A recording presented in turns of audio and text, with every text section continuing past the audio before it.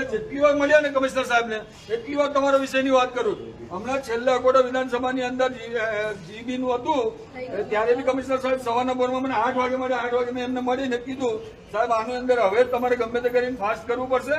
તમે નવા છો પણ આ કામ જૂનું છે અને આ જૂનું કામની કમિટી ઓલરેડી બની ગયેલી છે. તમને ના ખબર પડે તો હું તમને ફરી વાર આખું સમજાવવા આવીશ. એમને મને 27-28 તારીખ કીધી હતી.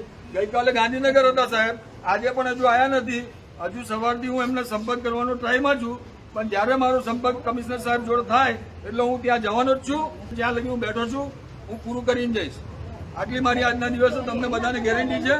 તારીખ ના હોય બેન મારી પાસે, મારી જવાબદારી હોય તો આજે કરી દઉં, પણ મારી જવાબદારીમાં નથી આવતું. નાણાકીય ભારણ કોર્પોરેશન પર પડતું હોય તો કોર્પોરેશન એનું સમર્થન આપે, હું ના આપી શકું.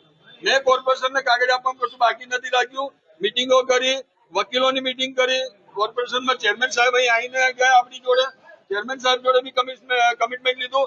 બધા જોડે આપણે વાત કરીને કામ કરેલું છે. પણ જ્યાં લગી આ કામ મારા હાથમાં હતું મેં પૂરું કર્યું છે. આગળનું કામ કોર્પોરેશનને કરવાનું છે. કોર્પોરેશન જયારે પૂરું કરીને આપે આપણે એની રાહ જોઈએ છે અને એની માટે આપણે બધા ભેગા થઈને તમે લોકો મને આવેદન આપવા કીધું. હું આજે ના આવ્યો ને આજે અહીંયા મને ખબર હતી કે આજે આવેદન પત્ર આપવાના છે, તો મારી તબિયત ખરાબ હતી તે છતાં હું દવાખાનેથી દવા લઈને આવ્યો છું.